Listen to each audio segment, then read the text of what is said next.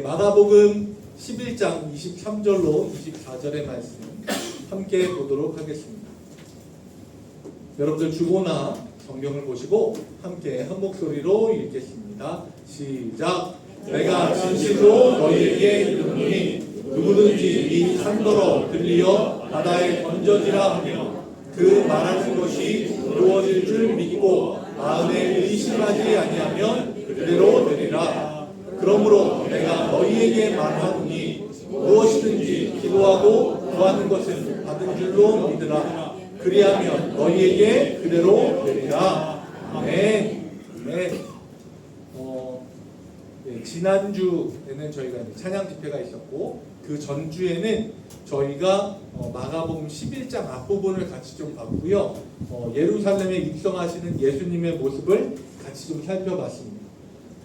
군중들이 생각하는 예수님이 오시는 기대치, 강력한 정치적인 메시아로서 구원자로서 우리를 구원해 주길 바라고 기대하는 눈으로 바라봤는데 예수님은 굉장히 낮은 자세로 겸손하게 나귀를 타고 입성하셨던 그 모습으로 예루살렘에 들어오셨습니다.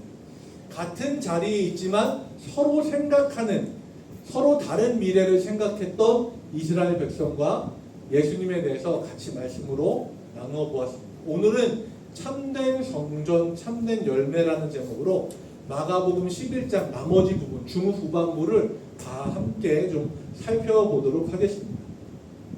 마가복음 이야기할 때 제가 계속해서 이야기하던 게 있습니다. 장소에 대한 걸 이야기했고 그리고 구조에 대해서도 이야기한 적이 있습니다. 어떤 구조인지 혹시 생각이 나시나요? 샌드위치. 네, 맞습니다. 샌드위치 구조. 네, 샌드위치 구조. 그래서 비슷한 이야기를 위아래로 배치하고 그리고 가운데 이야기를 조금 다른 이야기를 배치해서 이 모든 이야기들이 다 하나의 의미를 가지고 의미 있게 좀 더 강력하게 전달되도록 되어 있는 게 샌드위치 구조고 이게 마가복음에서 잘 나온다라고 말씀을 드렸고 한 두 번 정도 이 구조에 대해서 말씀을 좀 풀어서 이야기했던 것 같아요. 그런데 오늘 우리가 같이 좀 살펴볼 본문에는요 샌드위치 구조가 나오기는 나오는데 기존에 나왔던 샌드위치 구조랑 조금 달라요. 이중 샌드위치 구조입니다. 그래서 위아래로 같은 이야기가 있고 가운데랑 그 바깥에 또 같은 이야기가 되어 있어요. 그래서 오늘은 이 구조를 가지고 마가복음 11장 중후반부가 이야기하는 게 뭔지 결론을 먼저 이야기하고 같이 말씀을 좀 보도록 할게요. 마가복음 11장의 이중 샌드위치 구조입니다. 제일 위에 거 먼저 볼게요. 이 부분은요 잎만 무성하고 열매가 없는 무화과 나무를 예수님 보고 저주를 하세요. 그리고 이야기가 바뀌어서 성전에 들어가셔서 성전을 더럽히고 있는 사람들을 깨끗하게 성전을 정화하는 일을 하세요. 그리고 나서 다시 무화과의 이야기가 나옵니다.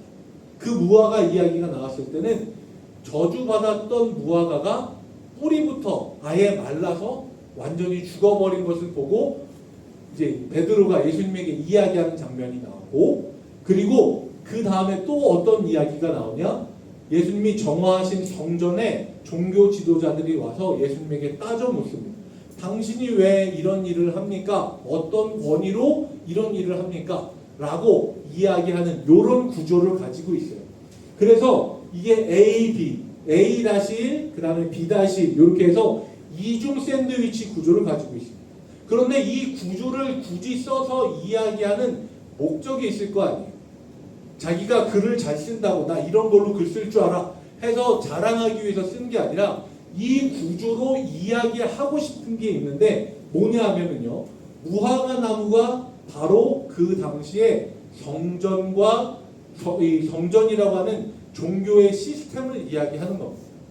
그래서 여기에 보면 열매 없는 무화과 나무는 그 당시 예루살렘 성전이에요.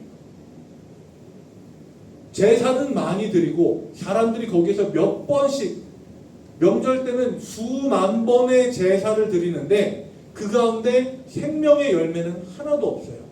그걸 보여주는 거고요. 그 다음에 그 무화과 나무가 뿌리까지 말라서 죽은 것.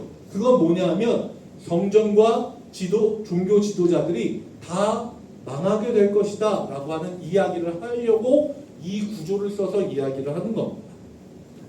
이렇게 결론을 내어놓고요. 그리고 나서 우리는 이 중반부 말씀부터 끝까지 차근차근히 좀 볼 거예요. 자, 13절 말씀을 좀 먼저 보겠습니다. 멀리서 잎사귀 있는 한 무화과 나무를 보시고 혹 그 나무에 무엇이 있을까요? 가셨더니 가서 보신즉 잎사귀 외에 아무것도 없더라. 이는 무화과의 때가 아님이라 라고 합니다. 저는 아무런 배경 지식이 없을 때 이 말씀을 처음 딱 보고 저희 아버지가 생각이 났어요. 저희 아버지가 운전을 하실 때 배가 고프시면 예민해지십니다. 그리고 저도 그래요. 그래서 저희 어머니가 굉장한 지혜를 발휘하셨는데 어딘가를 차 타고 가족들이 같이 이동을 해야 되는데 아버지가 약간 시장하실 때가 됐다. 그러면 떡이나 아니면 과자, 주전부리 같은 걸 살짝 챙겨서 타시는 거예요. 그래서 아버지가 저놈이 이렇게 끼어들고 말이야. 그럼 입에다가 뭘 탁 넣어요. 그러면 온순해져요. 얘기하다 보니까 좀 이상한 느낌이 드는데 사람이 배가 고프면 예민해집니다. 아, 나 안 그래 라고 이야기하는 사람들도 있죠. 저도 제가 그런 줄 알았어요. 배를 고픈데 안 예민해요. 나 안 예민해. 예민한 거 안 예민해. 예민하면 그만해. 안 예민하다고. 이렇게 되더라고요. 배가 고프면 사람이 예민해지기 마련이에요. 저 그래서 이걸 보고 예수님이 시장하셔서 예민하셨구나 라고 생각을 했습니다. 왜냐하면 무화과 때가 아닌데 무화과를 찾아보니까 없다고 야, 이 나무 뭐야? 이 나무 그냥 당장 죽어버려! 하신 거잖아요. 근데 그게 아니더라고요. 이스라엘의 무화과는요 2번 열려요. 사실은 정확하게 4번 열려요. 그런데 처음에 열리는 첫 무화과가 있어요. 6월절 시기에 3월 4월 달에 열리는 이 무화과가 있는데 무화과는 말 그대로 무화과, 꽃이 없이 열매가 열리는 그런 나무잖아요. 그래서 처음에 잎이 나면서 같이 나는 열매가 있어요. 근데 얘는 상품 가치가 없어요. 맛이 없어요. 익지도 않았고 그냥 나오자마자 있는 그냥 생 열매예요. 그래서 이거는 그냥 먹을 사람은 먹고 안 먹을 사람은 안 먹어요. 그냥 냅둬요. 냅두면 지가 알아서 떨어지거나 그래요. 그런데 좀 더 잘 익은 상품성이 있고 맛있는 무화과는요 나중에 나와요. 5월부터 10월까지 해서 3번에 걸쳐서 나옵니다. 그런데 여기서 이야기하는 무화과의 때는 뭐냐 하면 저 앞에 있는 글씨 보시면 테나라고 하는 말 그대로 상품성이 있는 무화과의 때를 이야기하는 거예요. 그런데 파게라고 하는 건 뭐냐면 첫 무화과예요. 상품성은 없지만 빈자들, 배고픈 사람들이 지나가다가 따먹을 수 있는 거. 옛날에 사루비아 아세요? 네. 이렇게 똑딱 하는 먹으면 배는 하나도 안 불러요. 근데 그걸 계속 따먹어요. 네. 약간 그런 느낌이에요. 그러니까 이 첫 무화과는 맛도 없고 그냥 그런데 그냥 배 채우려고 먹는 거예요. 이 파게라고 따로 부르는 이 무화과의 때는 예수님이 찾으시던 이 때예요. 근데 무화과는 말 그대로 꽃이 없이 열매가 열리는 거기 때문에 잎이 무성하면 당연히 거기에 열매가 충분히 있을 법합니다. 그래서 예수님이 기대감을 갖고 가셨는데 잎사귀 외에는 아무것도 없는 거예요. 그리고 예수님이 이 나무를 보고 저주를 하세요.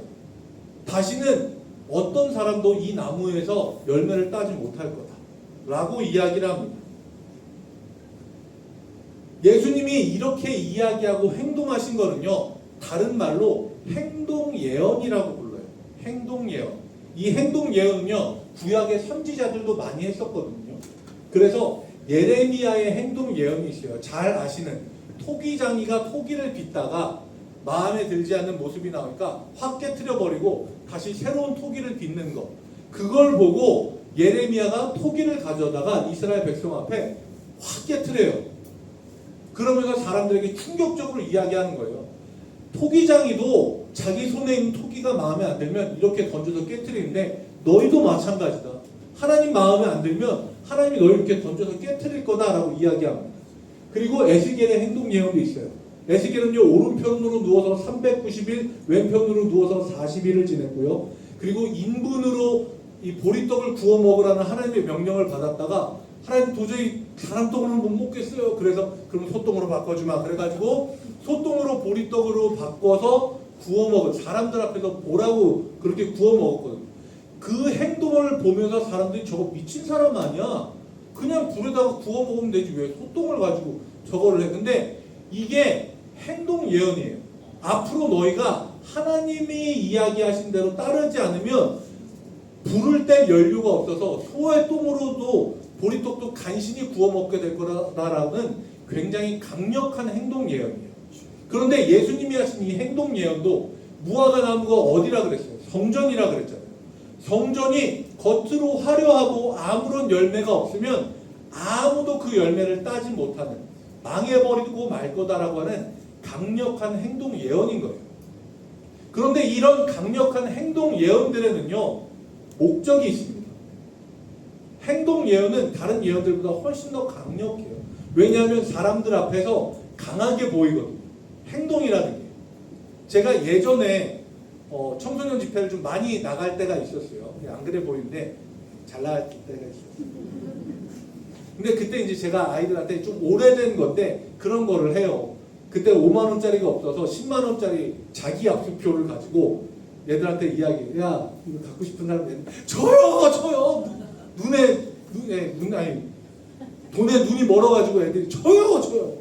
제가 갖고 싶어요. 저 주세요. 그럼 제가 막 그 자리에 막 구겨요. 발로 막 밟아요. 퇴 하고 야 갖고 싶어. 주세요. 저 주세요. 그래요. 왜 그렇게 행동을 하냐면요. 돈은 구겨지고 침뱉음을 당해도 가치가 변하지 않아요. 사람도 마찬가지라는 이야기를 하기 위해서 그걸 하거든요. 그것처럼 행동의 예언은 굉장히 강력해요. 그런데 예수님도 예레미야도 에스겔도 이런 강력한 행동 예언을 하는 목적은 딱 하나예요. 예언이 실패하기 위해서요. 이상하게 들리실 수도 있어요. 예언이 실패하기 위해서 행동 예언을 해요. 하나님의 말씀을 듣지 않으면 너희가 이렇게 될 거야. 그래서 이 예언이 실패로 돌아갔으면 좋겠어서 이렇게 강력한 행동을 하는 거예요. 이걸 보고 돌이켜서 하나님의 말씀을 잘 따르는 백성이 됐으면 좋겠어요. 예수님도 성전이 그냥 꼴딱 망해버렸으면 좋겠다 라고 해서 하시는 게 아니에요. 그 성전의 진짜 의미를 찾으라고 이 행동 예언을 하시는 거거든요. 그래서 예수님이 무화과 나무를 저주한 다음에 바로 성전으로 가셨어요. 그 당시에 성전은요, 화면 보여주시면 헤롯 대왕이 40년에 걸쳐서 증축을 한 성전으로서 굉장히 화려하고 굉장히 큰 규모를 자랑했고 이스라엘 사람들의 자부심이라고 할 수 있는 성전이었어요. 우리가 그냥 뭐 어떤 건물을 건축하고 하는데도 뭐 한 1년, 2년이면 웬만하면 다 짓잖아요. 뭐 길게 짓는 거 뭐 4년, 5년, 뭐 10년 걸쳐서 짓는 것들도 있는데 40년에 걸쳐서 준공을 했어요. 굉장한 규모를 자랑했고 사람들이 이 성전을 보면서 와 진짜 이 성전을 바라보는 것만으로 하나님이 살아계신다라고 사람들이 이야기했었던 대단한 규모를 자랑했던 성전입니다. 그런데 여기에 구조가 보면 여기 제일 안쪽에는 아마 예전에 성막 이야기하면서 기억하실 거예요. 제일 안쪽에는 지성소, 대제사장이 1년에 한 번 들어가는 곳. 바깥에가 성소고요. 그 다음에 이스라엘 사람들의 뜰이 있고 그 다음에 여인의 뜰이 있고 그 다음에 이방인의 뜰이 제일 바깥쪽에 있어요. 사람들이 제일 많이 보이는 요쪽이 있잖아요. 요쪽이 이방인의 뜰입니다. 이스라엘 사람들은 제일 안쪽으로 그 다음에 여인들은 이스라엘의 여인들은 그 바깥에 그 바깥이 이방인의 뜰이었어요. 근데 예수님이 성전을 정화하신 곳은요 이 이방인의 뜰이었어요. 이방인 뜰이 제일 넓고 사람들이 들어왔을 때 가장 먼저 지나게 되는 곳이었는데 거기에서 어떤 일이 있었냐? 화면을 좀 바꿔주세요. 사람들이 재물을 끌고 오면 그 재물이 이상이 있는지 없는지를 검사하는 제사장이 있었어요. 이 제사장이 그 재물을 살펴보고 판단을 합니다. 얘는 흠이 있어서 안 돼. 얘는 다리를 절어서 안 돼. 하나님께 드릴 것 온전해야 되니까 제사장이 그걸 다 살피고 판단해 주는 거예요. 그런데 상인들이요, 이 제사장에게 돈을 건넵니다. 몰래. 그러면 제사장은요, 돈을 받고 합격시킬 만한 충분한 조건을 가진 재물을 끌고 와도요, 작은 흠집 하나를 찾아서 이건 안 돼, 도로 갖고 가, 이거는 하나님 앞에 제물로 드릴 수 없어 하는 거예요. 그럼 이 사람은 어떻게 해요? 다시 재물을 마련해 와야 되는데 고향까지 갔다 올 수가 없잖아요. 그러니까 그 근처에서 파는 재물을 사게끔 하는 겁니다. 그래서 이 상인이 판 재물을 가지고 가면 특별한 표시를 해놔요. 서로 알아볼 수 있는. 그럼 제사장인 그걸 보고 합격하고 시켜주는 거예요.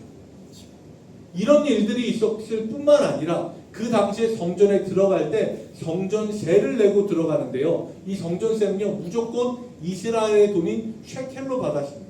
근데 그 당시에 이스라엘은 독립국가가 아니라 로마의 지배를 받은 곳이었기 때문에 로마의 화폐를 쓸 수밖에 없었어요. 이방인의 돈은 하나님께 바칠 수 없다라고 해서 무조건 환전하게끔 되어 있었습니다.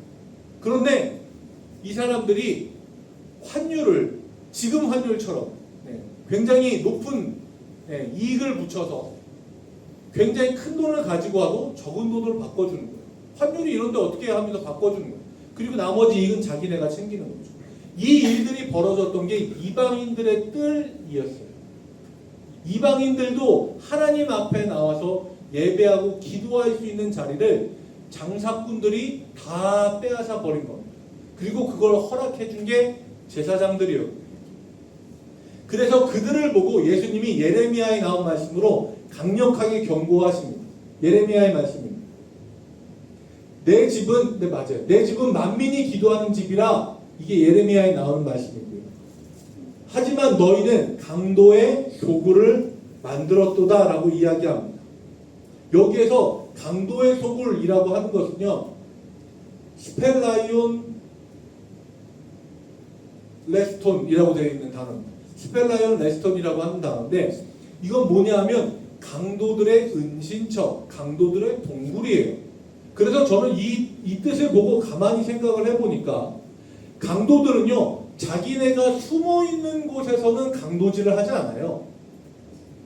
강도질을 하는 곳은요, 나가서 사람들이 없는 곳에, 으슥한 곳에서 강도질을 하고, 강도들의 소굴은 그들이 머무는 안식처예요.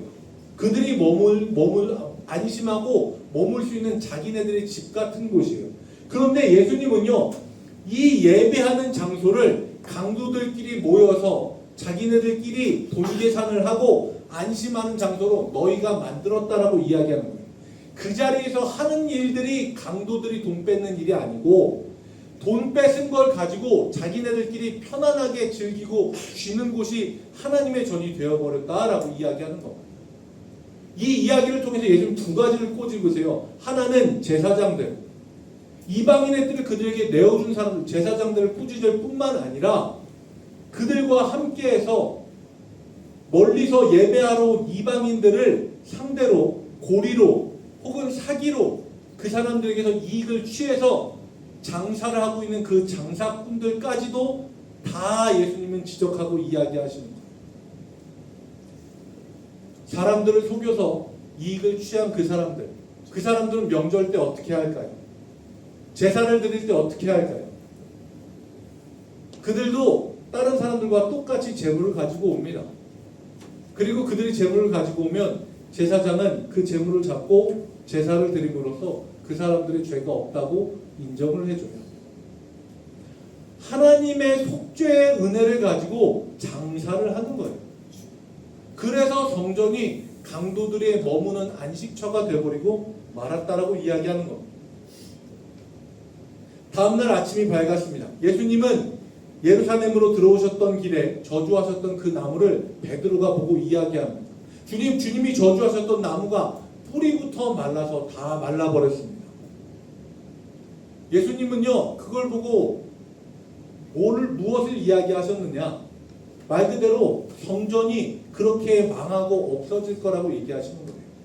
예수님의 예언대로요, 예수님의 강력한 행동 예언이 이루어지지 않았으면 좋겠지만, 주후 70년, 화면을 바꿔주시면, 로마의 티투스 장군이라고 하는 사람을 통해 이 예루살렘 성전이 돌 위에 돌 하나 남지 않고 다 무너져 버립니다.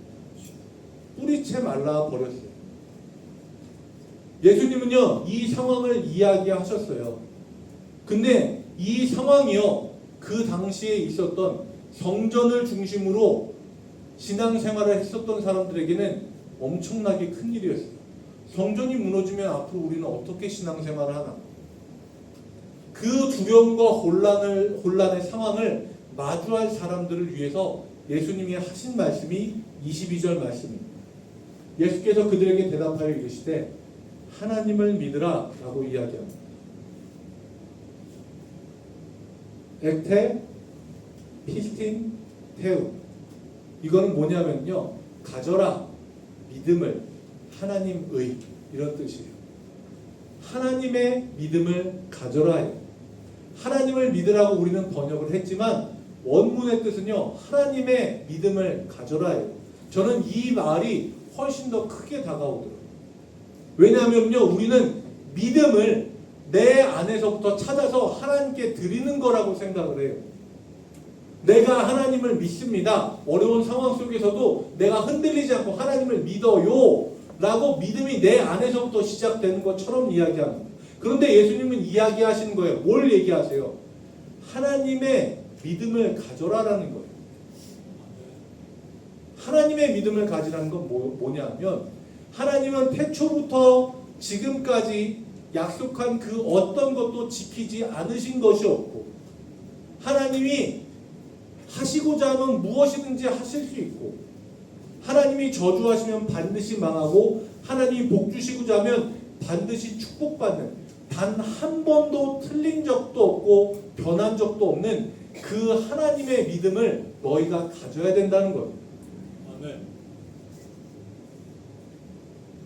이거는요, 무화과 나무, 그러니까 예루살렘 성전이 그냥 말라버린 것과 아주 밀접한 관련이 있습니다. 풍성한 잎사귀, 여러 번 반복되는 예배 때마다 찬양이 울려 퍼지고 사람들이 손들고 은혜 받는 것 같고, 이런 겉모습보다 정말 중요한 것, 하나님의 믿음을 우리가 갖는 겁니다. 이게 가장 중요한 겁니다. 성전이 무너지고 종교 자체가 사라져도 하나님과 연결되어 살아갈 수 있는 것이 우리가 살 수 있는 유일한 길임을 믿으시기 바랍니다. 이 믿음을 가진 자, 하나님의 믿음을 가진 자에게 어떤 일이 일어나는지 23절에 이렇게 이야기하고 있습니다. 내가 진실로 너희에게 이르노니 누구든지 이 산더러 들려 바다에 던져지라 하며 그 말하는 것이 이루어질 줄 믿고 마음에 의심하지 아니하면 그대로 되리라. 아멘. 예수님이 이야기하셨잖아요. 무화과 나무가 뿌리부터 마른 것 같이 이 성전도 그렇게 될 거예요. 그러니까 그 산 위에 있었던 성전산이 말 그대로 바다에 던져진 것처럼 아무것도 없이 평평하게 되어버렸습니다.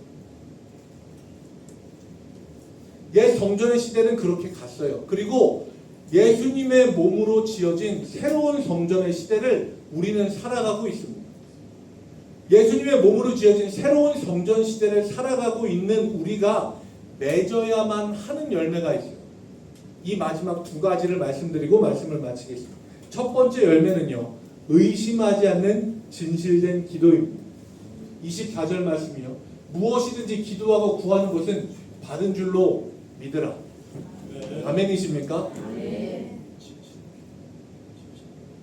예전에 제가 이 설교 예화집이라는 게 예전에 있었어요. 요새는 인터넷에서 다 찾고 이렇게 하는데, 예전엔 예화집이라고 하는 책이 있었어요.